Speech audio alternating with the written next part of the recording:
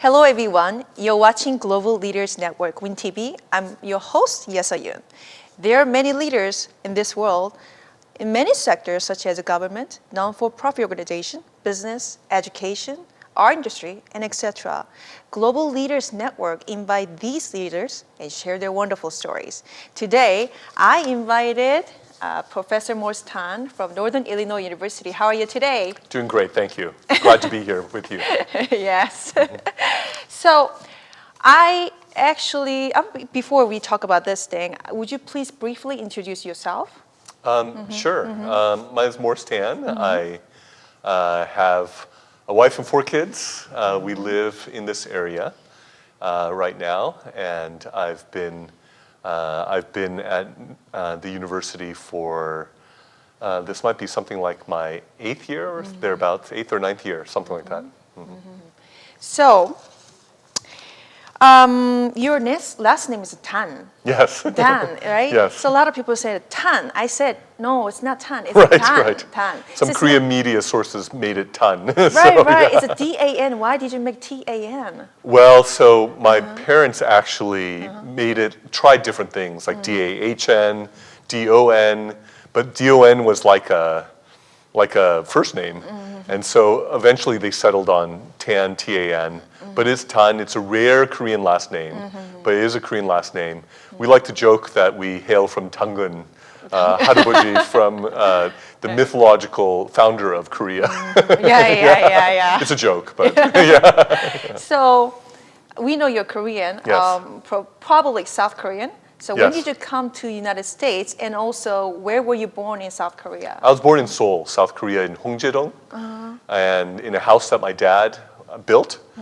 And I was less than 2 years old when our family came to the U.S. Wow, 2 years old. Yes, less than that, yes. Wow. And then you finished your degree here, all your education here. Yes. And you went to Northwestern University, I did, right, for I your did. law school. I did. What did you study specifically? So I did an international law concentration while I was there. And so that was a major focus, and particularly on international human rights. And actually, even in my application and personal statement to Northwestern, I wrote about how I wanted to do something about the terrible situation in North Korea. So You have published several books, right? I've published only one book, but I've published many law review articles, which are like little books or Little theses. books, yeah. So would you please introduce this book? It says here North Korea International Law and the Dual Crisis. And briefly maybe give us a summary about this book. Sure, I'd be happy to. The dual crises I'm referring to in this book are the human rights and security crises of North Korea. If you look at the bulk of other books on North Korea, they focus on either security or human rights. This book brings those both together and says if you address both together, you actually have a better chance of solving either one.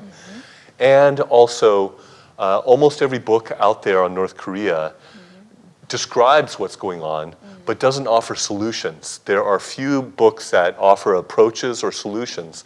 This book attempts to do that in the 3rd section of it. The first section is more historical, the second section is more legal, but the 3rd section is sort of an interdisciplinary, how do we address this in real life sort of section. I see. How can we get this book then?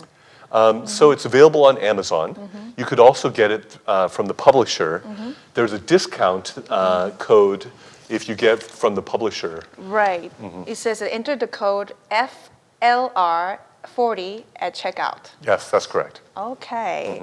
It's a 20% And it's available, discount. that's right, it's available in hardcover, softcover, as well as electronically. I see. I'd love to actually read this book. Is this for me, by the way? It's very readable. It's very readable. I don't know if I have another copy myself, even though I'm the author. Oh, okay. So this is my last one that I have in softcover, actually. Okay, we'll get it. The proceeds of the royalties go to help organizations that help the situation in North Korea, many of whom are listed in Appendix 2 of this book. I see. But what made you to publish this book? I've been focused on North Korean issues for a long time. In fact, it's been my biggest focus of my scholarship. And so I also have taught a North Korea seminar. So I'm one of those strange people who actually does what I wrote about in my personal statement. When I'm applying to law school, I've actually been seeking to fulfill what I wrote. I also wrote in there that I'd like to serve as a law professor. And I've done that for the past 17 years or thereabouts. So yes, I'm one of those strange people who's actually doing what I wrote about in my personal statement applying to law school. I see. But what made you to actually get into North Korea? Great question. Human Yeah. rights issues, right? When I was in college, I learned first about the terrible famine that was going on, the horrible human rights situation that was going on, the security crisis that was there in regards to North Korea.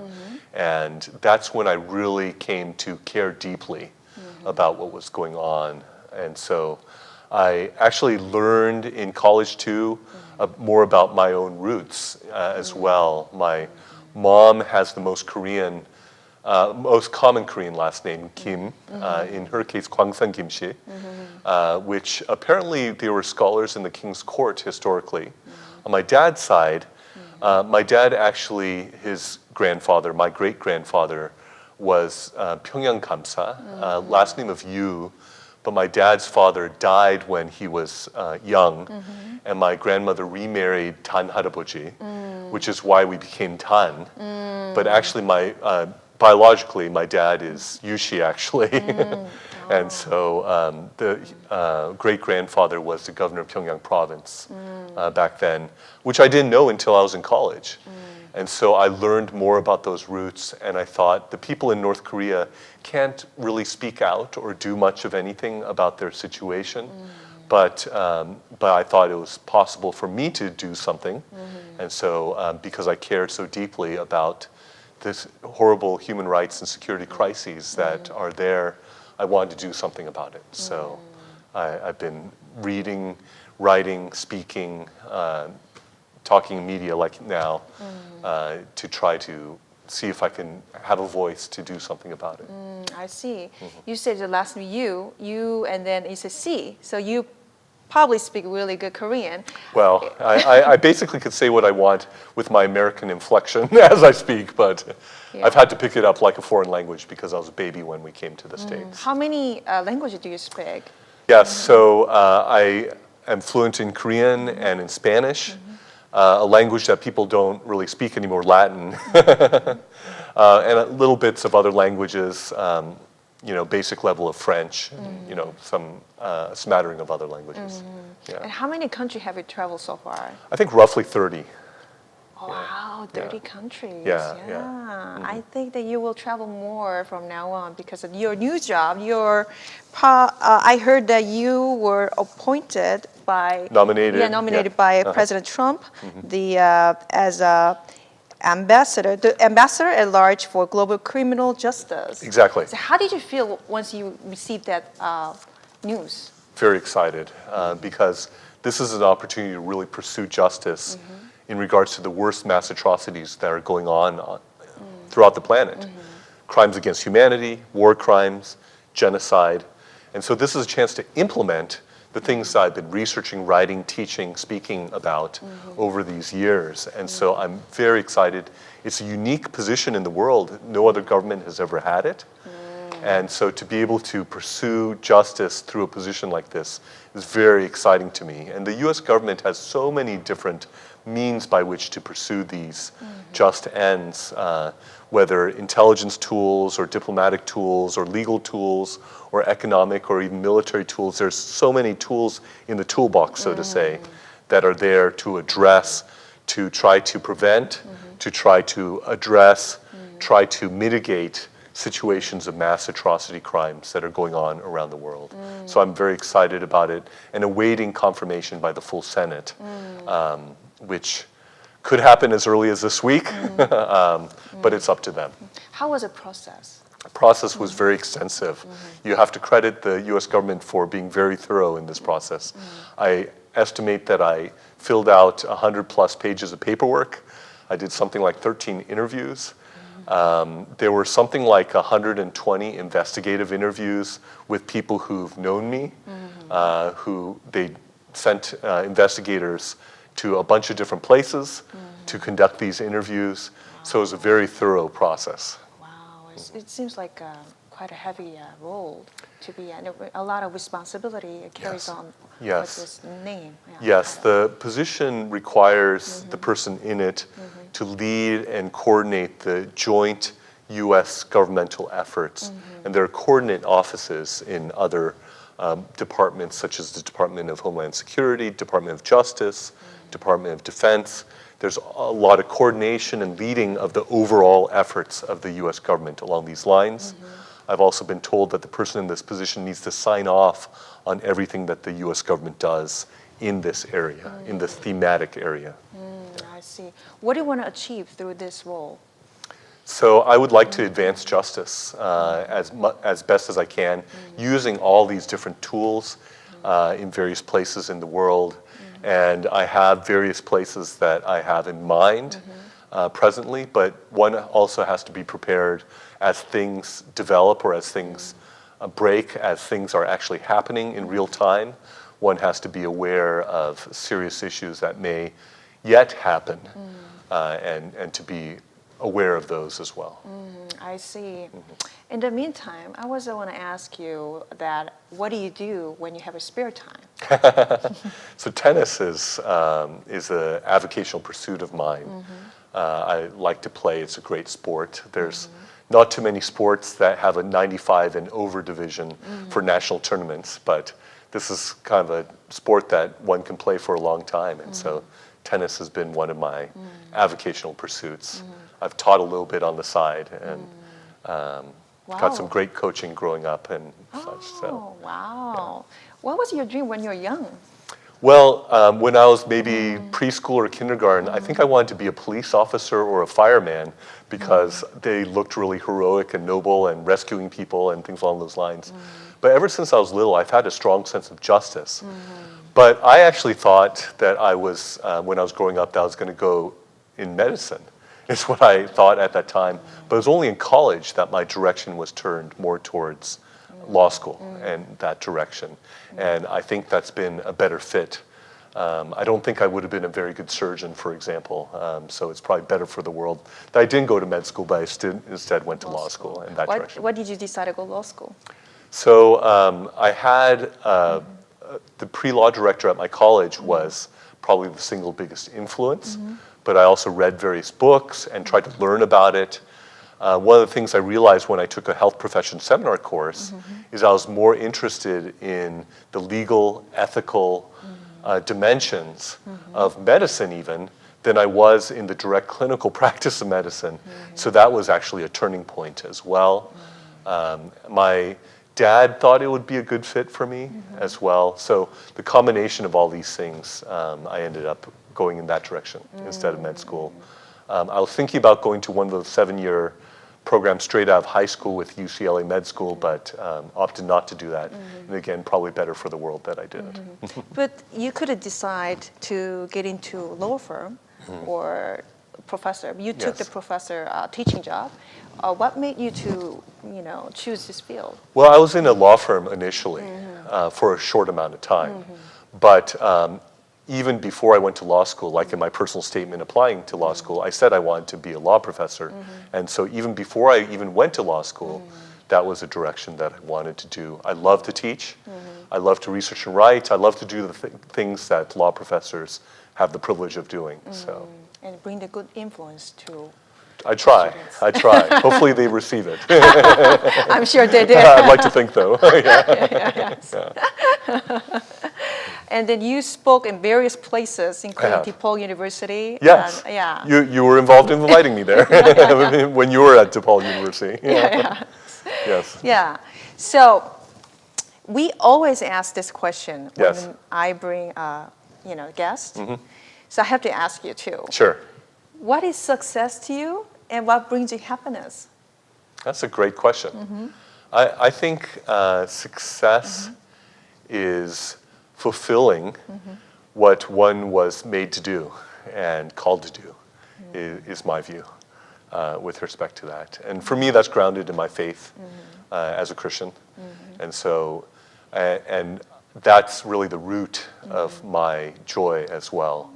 As I follow Jesus, that is the greatest joy and privilege and honor of my life, and I would like it to imbue my life more and more. So that's central for me. What brings you happiness? Being more like Jesus and following him. Oh. Do you read Bible every day and meditate and pray?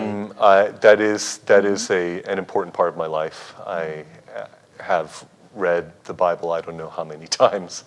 And actually, it's probably one of the reasons why I have a strong sense of justice, because there's a lot that the Bible speaks about in regards to justice. And so in terms of looking ahead, serving as Ambassador at Large for Global Criminal Justice, that I think is a great foundation to have, because the scriptures speak often about justice.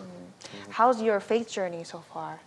So I was 4 years old when I became a Christian. I was very young at that time. My children all beat me. I think they were 3.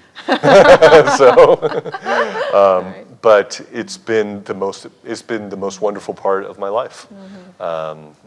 There's nothing that is more important to me. So lastly, would you please share your comments towards our audience today and to this camera? Okay, sure. Well, the Office of Global Criminal Justice and leading that as Ambassador at Large for Global Criminal Justice is a position that is far bigger than that of one person.